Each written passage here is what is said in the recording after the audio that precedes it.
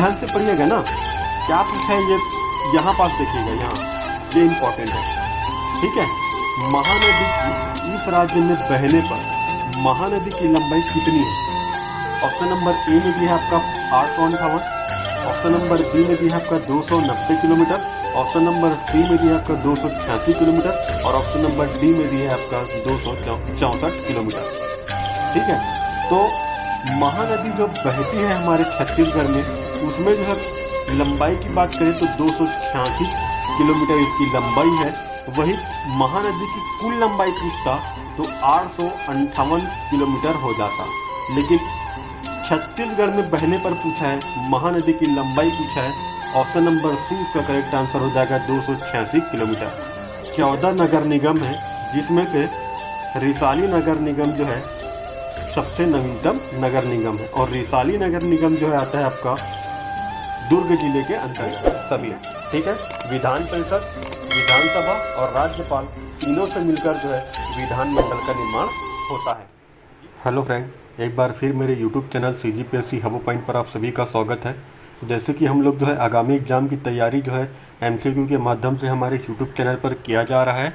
इससे पहले यदि मेरे यूट्यूब चैनल को पहली बार देख रहे हैं तो मेरे यूट्यूब चैनल को जो है सब्सक्राइब करिएगा, लाइक कीजिएगा और शेयर कीजिएगा। ठीक है, जो है आगामी एग्ज़ाम जैसे सब इंस्पेक्टर, सूबेदार, पटवारी, खाद्य निरीक्षक, मंडी निरीक्षक, है ना, वन विभाग से संबंधित ACF रेंजर आदि की एग्ज़ाम की यदि आप तैयारी करना चाहते हैं तो हमारे YouTube channel CGPSC hub point को आप सब्सक्राइब कर लीजिएगा। लाल कलर का जो सब्सक्राइब लिखा होगा उसको दबा दीजिएगा, बेल आइकन को जरूर दबाइएगा, जिससे जो है आने वाले सभी वीडियो के नोटिफिकेशन आप तक पहुंच सके। ठीक है, तो पहला प्रश्न की बात करें तो भारत में सबसे अधिक धान का उत्पादन किस राज्य में होता है? ठीक है, तो भारत में पूछा हुआ है। ठीक है, धान का उत्पादन पूछा हुआ है और पहले नंबर पर किस राज्य का है ये पहला पूछा गया है। आपका उत्पादन पूछा गया है, सबसे ज़्यादा किस राज्य में उत्पादन होता है धान का। ठीक है, भारत में। ऑप्शन नंबर ए में पूछा है आपका छत्तीसगढ़, ऑप्शन नंबर बी में दिया है आपका Madhya Pradesh, option number C में दिया है आपका पश्चिम बंगाल और ऑप्शन नंबर डी में दिया है आपका उत्तर प्रदेश।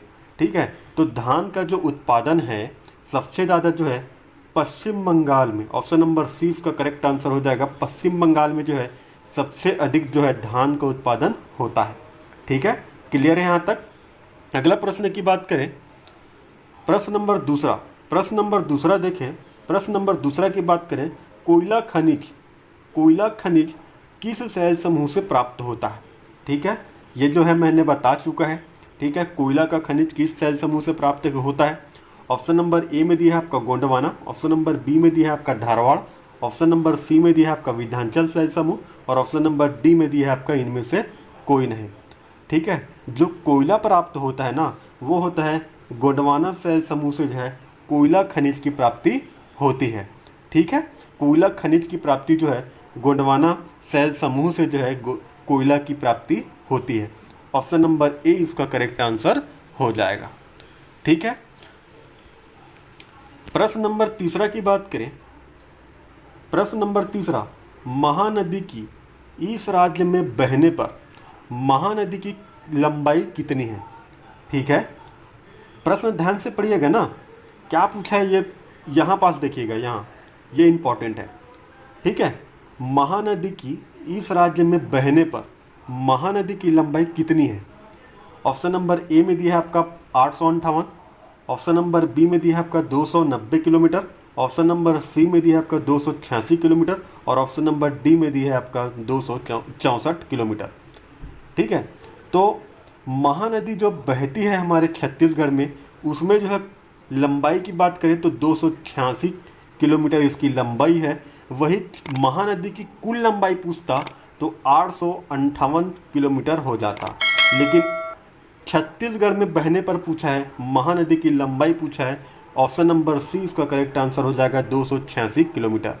ठीक है, राज्य में बहने वाली दूसरी बड़ी नदी जो है आपका महानदी है।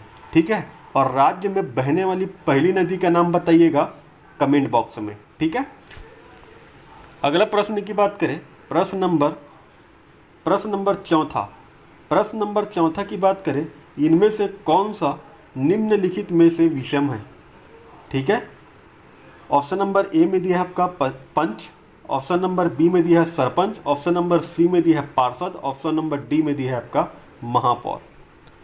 ठीक है, यदि आपको आंसर मालूम हो तो नीचे कमेंट बॉक्स में अपना आंसर दे सकते हैं। ठीक है, ऑप्शन नंबर जो इसका डी इसका करेक्ट आंसर हो जाएगा महापौर। प्रश्न नंबर 4 का करेक्ट आंसर जो होगा वो होगा महापौर। कैसे होगा ये देखिएगा, पंच, सरपंच और पार्षद, पंच, सरपंच और पार्षद का जो चुनाव होता है वो होता है आपका प्रत्यक्ष तरीके से। ठीक है, प्रत्यक्ष तरीके से इसका चुनाव होता है, जबकि महापौर का जो चुनाव होता है वो होता है आपका अप्रत्यक्ष तरीके से। ठीक है, अप्रत्यक्ष तरीके से होता है। ठीक है, तो इसीलिए इसका आंसर जो है महापौर, ऑप्शन नंबर डी इसका करेक्ट आंसर हो जाएगा। अगला प्रश्न की बात करें, प्रश्न नंबर 5वां। प्रश्न नंबर 5वां की बात करें, इस राज्य में कितने नगर निगम? ए में दिया है 13, ऑप्शन नंबर बी में दिया है 14, ऑप्शन नंबर सी में दिया है आपका 15 और डी में दिया है आपका 16। ठीक है, तो इसका जो करेक्ट आंसर होगा वो होगा ऑप्शन नंबर 20 का करेक्ट आंसर हो जाएगा 14। ठीक है, छत्तीसगढ़ में कुल 14 नगर निगम है, जिसमें से रिसाली नगर निगम जो है सबसे नवीनतम नगर निगम है, और रिसाली नगर निगम जो है आता है आपका दुर्ग जिले के अंतर्गत। ठीक है, अगला प्रश्न की बात करेंगे, प्रश्न नंबर 6वां। प्रश्न नंबर 6वां की बात करें, इस राज्य की सबसे बड़ी जनजाति कौन सी? ठीक है, छत्तीसगढ़ में सबसे बड़ी जनजाति कौन सी है?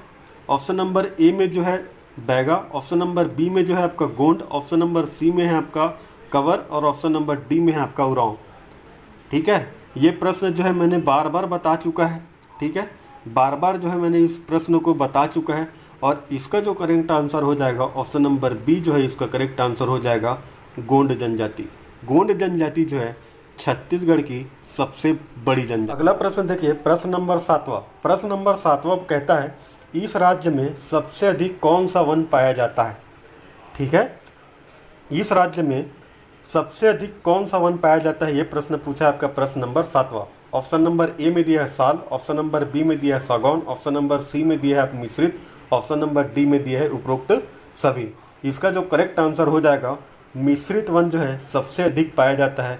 ठीक है, छत्तीसगढ़ में सबसे अधिक जो पाया जाता है आपका मिश्रित वन पाया जाता है।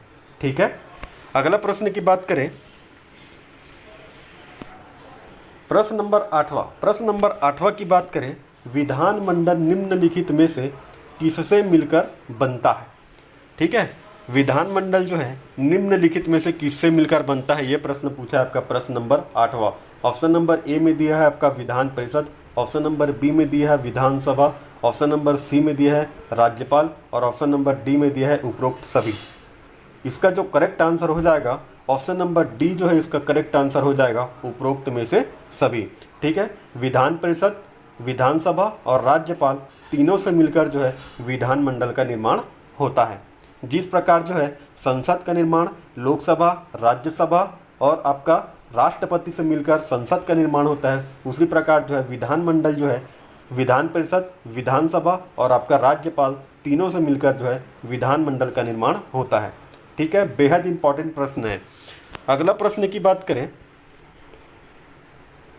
प्रश्न नंबर 9वां। प्रश्न नंबर 9वां की बात करें, निम्नलिखित में से निम्न सदन के नाम से जाना जाता है। ठीक है, निम्न सदन के नाम से जाना जाता है। प्रश्न नंबर 9वां पूछा हुआ है। ऑप्शन नंबर ए में दिया है आपका राज्यसभा, ऑप्शन नंबर बी में दिया है लोकसभा, ऑप्शन नंबर सी में दिया है आपका उपरोक्त दोनों और ऑप्शन नंबर डी में दिया है इनमें से कोई नहीं। इसका जो करेक्ट आंसर हो जाएगा ऑप्शन नंबर 20 का करेक्ट आंसर हो जाएगा लोकसभा को निम्न सदन के नाम से जाना जाता है, जबकि राज्यसभा को उच्च सदन के नाम से जाना जाता है। वही बात करें, लोकसभा जो है 25 वर्ष की आयु होनी अनिवार्य है।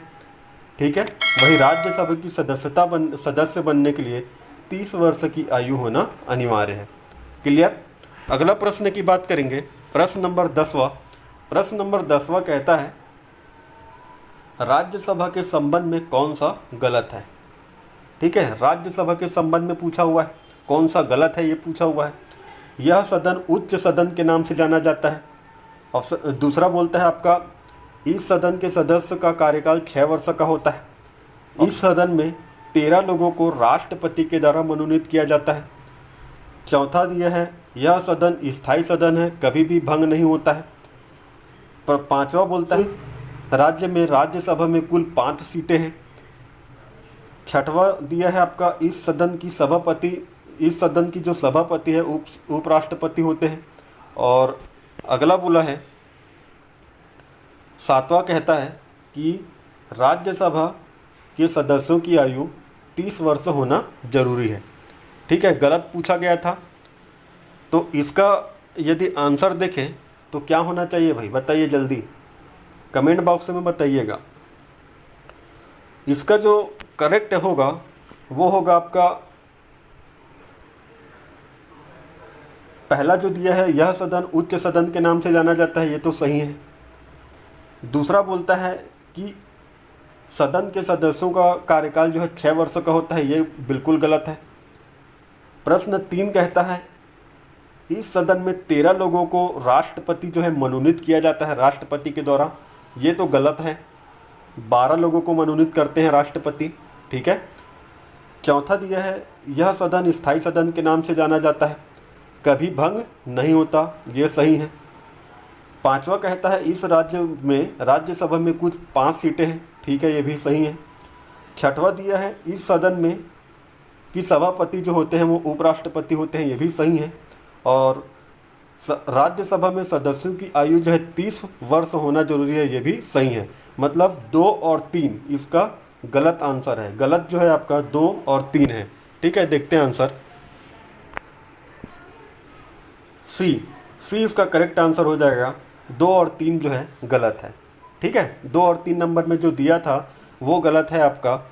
ठीक है, एक बोला है आपका सदस्यों के कार्यकाल जो है 6 वर्षों का होता है और दूसरा लोगों को राष्ट्रपति के द्वारा मनोनीत किया जाता है, ये दोनों बिल्कुल गलत है। ठीक है, तो ऑप्शन नंबर सी इसका करेक्ट आंसर हो जाएगा। अभी तक आपने मेरे YouTube channel CGPSC hub point को अभी तक सब्सक्राइब नहीं किया है तो प्लीज़ सब्सक्राइब करें, लाइक करें और शेयर करें। धन्यवाद।